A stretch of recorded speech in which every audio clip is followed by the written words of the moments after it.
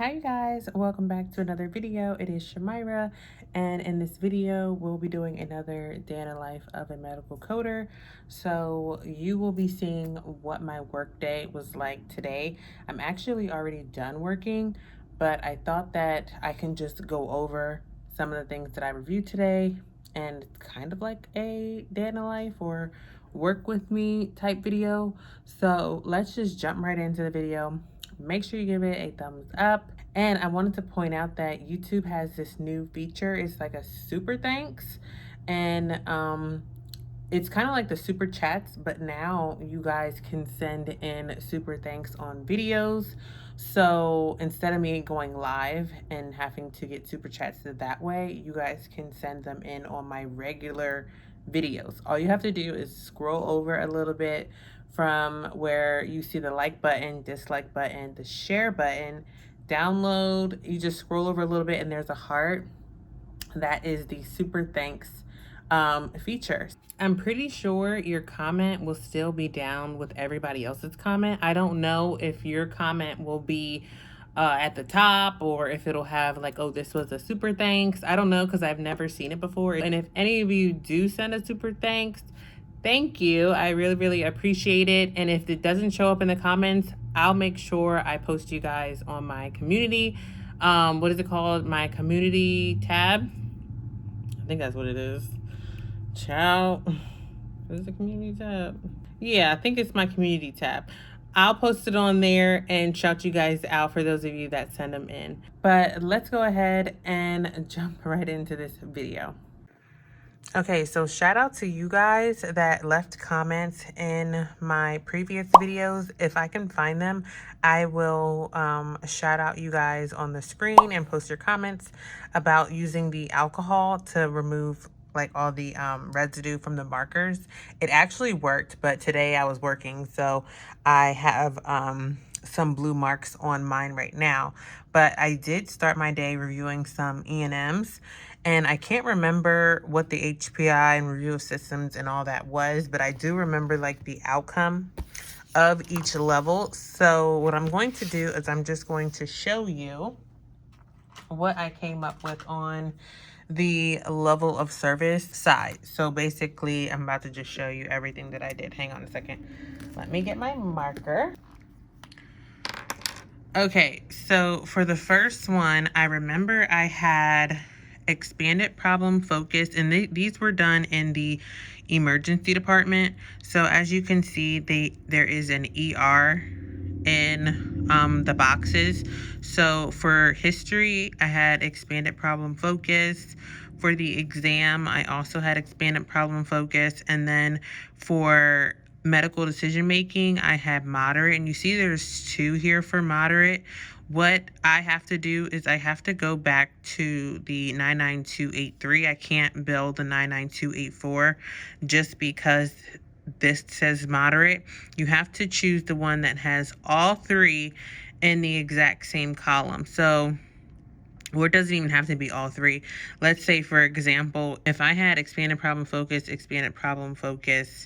and then straightforward, that means I would have to build the 99281 because you have to have all three components within the same shaded area, and you wouldn't because you didn't get a low medical decision making or a moderate if you had straightforward. I hope that makes sense. I kind of went over that really quickly, but you guys will eventually get it if you guys are in the process of learning or studying. But the one that I did have was expanded problem focus history, expanded problem focus exam, and then moderate medical decision making, which gave me a 99283 for that E&M level. All right, so I just erased that. And then my next one, I believe it was comprehensive, moderate. So this one was an ED visit as well. So comprehensive. This one is high, so I can't use that. I had to go back to moderate. Now, remember, ERs, they have both of those in moderate, but because we can go back one here, because we have a comprehensive history, comprehensive exam, I can technically say we have detailed here and get my 3. And then that's where I get the 99284 from. Because they had higher levels in the history and exam, it was just the medical decision making that brought us back 1. So that is how I got the answer for the 99284, or how I got the level for the 99284 on that E&M visit. So let me go ahead and erase this. All right, we are all done. I didn't have that many other E&Ms to review. I think I might have had like some outpatient E&Ms, which I would have used this auditing tool for those, but I really cannot even remember, because a lot of the times with my outpatient E&Ms, when my midwives are seeing the patients in labor hall and in triage, they're working with the resident, and our midwives, or all midwives, are not teaching physicians. So what happens is my midwives will just attest their note, which means they are just putting in a comment like, I agree with what the resident said, I agree with their history, exam, plan, whatever, and they can't document that and get credit for it. They have to have their own documentation. So majority of the ones that I reviewed today were actually no charges because they did that. So we have explained to them many, many times that they cannot use the resident's note. If they're a CNM, which is a certified nurse midwife, they have to document on their own, but they continue to put that, statement in the notes, and we have to bill a no charge. So that's one of the reasons why I can't even remember what outpatient code I used, because I barely billed any today. So I did not have to go over this auditing tool with you guys, or I don't have anything to go over with you guys for today. All right, and when it came to some surgery reports or operative reports, I did have a C-section today that I wanted to share with you guys, and the patient had some, I think she might have one fibroid that was removed as well. So it was a cesarean delivery, and here I am in the maternity section in the female genital area, my CPT book. You see cesarean delivery, and we built the global for this delivery. So that means we built the 59510, which included the antepartum, the delivery, and the patient's postpartum care. So when she comes back for her 6 or 8 week check, that will all be included in this charge that I built. But the patient had a subseral, I think that's how you say it, fibroid in her uterus that we removed. So I went ahead and billed for that, and that would be back in the corpus uteri section, which is here. And I had to look for the myomectomy excisions. So right here, the 58140 was what I built. It says myomectomy excision of fibroid tumor or tumors of the uterus, 1 to 4 intramural myomas with total weight of 250 grams or less, and or removal of surface myomas, abdominal approach. So I went ahead and built the 58140. I didn't add a modifier with mine. If you're taking the exam or new to coding, you're just trying to understand like usage of modifiers, I would say go ahead and put modifier, what is it, maybe 51 on the 58140, but I didn't put it on there because we haven't been using modifier 51. I can't remember why we haven't been using it. I know I had got an email from, I think, was it my supervisor or manager, that we no longer need to report modifier 51. But if you're taking the exam, they are going to test you, and if you have multiple procedures, surgeries, whatever, you want to use modifier 51, but I did not use it on this 58140. I also did not reduce the service. I know there's like a modifier 52 code. I didn't use that one either. So fingers crossed that my claim gets paid. But that was one of the surgeries that I reviewed today. I also reviewed, actually I can show you the diagnosis codes before I go over my next one that I reviewed, if I can remember what it was. I think it was 2 different ones.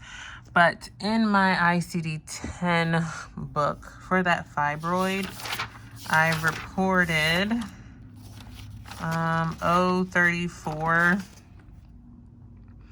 breakdown here, 03413, maternal care for benign tumor of corpus uteri. And then I have a little note here that for fibroids, you want to use this 034.1 code with the D25. Because the fibroid was specified, I didn't use 0.9. I used D25.2. So let me flip over there so I can show you guys what that read.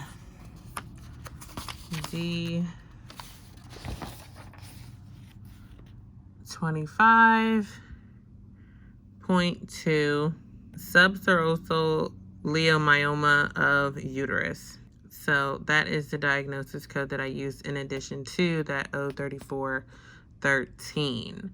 And then for my regular delivery codes, I believe I did use those too, but did she have anything else going on? This might have been her second cesarean delivery, so I might have used that repeat cesarean delivery code. I can't remember, but I know I wanted to share that one because that one was something I had not done before, or I haven't seen my providers do before, where they removed a fibroid at the time of delivery. So my next surgery or op note that I reviewed, I think was I know I did a sling operation, which is right here for stress incontinence, but I also did 57522, which was a leap. 57522, yes, I did a conization of the cervix using the loop electrode excision, which is 57522. I think the patient might have had stage 3. So let me see. What one was stage 3? DO6, 9. Right here, carcinoma, stage 3. And I used 0.9 because it wasn't specified if it was endocervix or exocervix. So I went with DO6.9 for that conization procedure that they did. And then obviously for the other one that I was just talking to you about, that one would be for a patient that had stress incontinence. So my diagnosis for that was the was it 39.3, I believe. So let me go over there so we can see. And 39. Okay. And actually, I have a little tab up here for incontinence.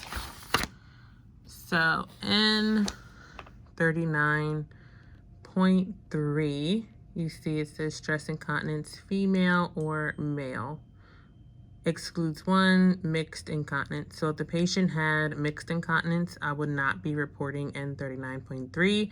I would only be reporting N39.46. You cannot report both of those codes together. Another delivery that I had, I can't remember if it was today or yesterday, but I had a twin delivery. So this one was fun. And I think it was either mono-di twins or di-di twins. I think it was di-di twins, meaning they were in their own sacs and they had their own placentas. Mono-di twins are identical and then di-di twins are not. But it's crazy because Mary Kate and Ashley were not identical, but they look exactly alike. I know growing up, I could never tell them apart, but Tia and Tamara, they are actually identical twins, and I can tell them apart. So it's crazy. So you never know. But anyway, let me stop rambling and get on to how I build for this. So what I had to do was baby A, I think, was delivered vaginally. And then baby B, we had to deliver via cesarean because the baby did not descend down far enough for us to do the vaginal delivery. I guess they were still too high up. So how I build for that one, I think we build, yes, I know we build. We build the 59515 because this one was I can't remember what the insurance was, but I think we billed 59515 or we billed 59510.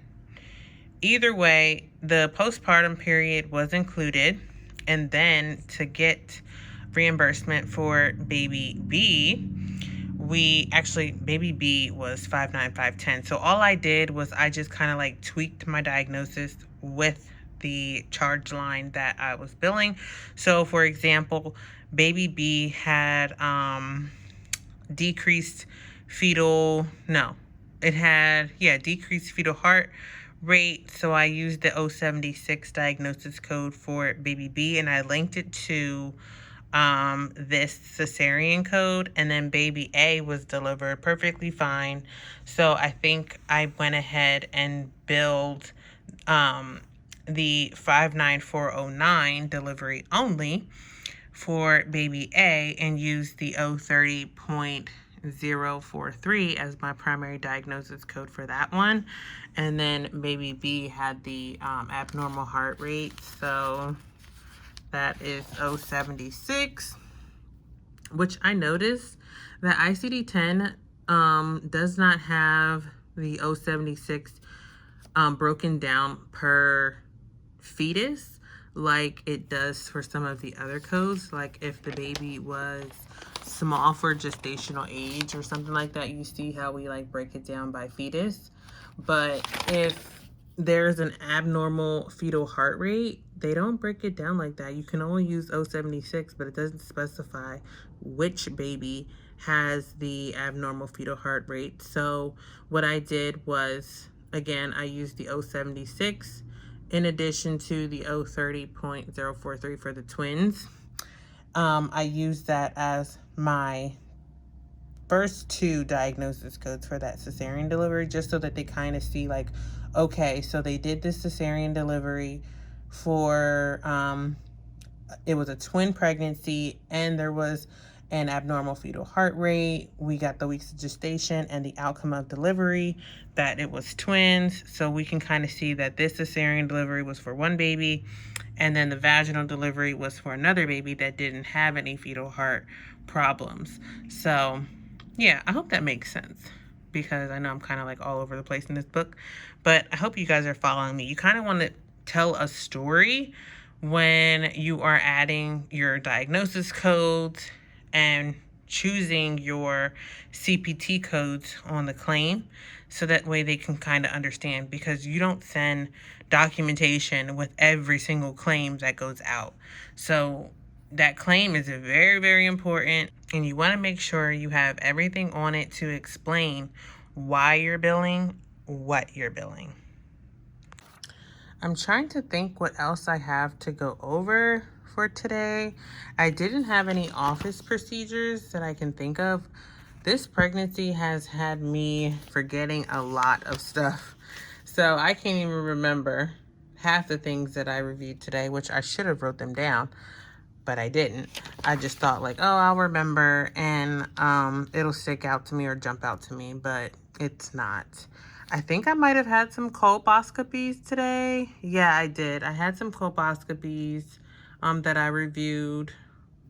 I really can't even remember the diagnosis codes because a lot of them were the same, which was that like SIN 1 or SIN 2, which is N87.0 and 1 right here. We had did some colposcopies for those diagnosis codes or patients with those diagnosis codes.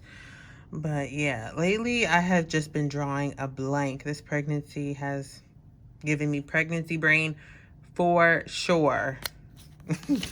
Sometimes I don't even know what I'm doing.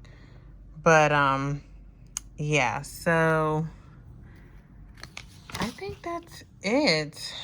I didn't do any laparoscopic procedures today. I do have an operative note that I'm going to share with you guys in another video. That was a supracervical hysterectomy done laparoscopically, so stay tuned for that video. But yeah, I guess I'm just going to end this video here. I hope you guys enjoyed watching it. Don't forget to give it a thumbs up and leave a comment down below, and I will see you all in my next one. Bye.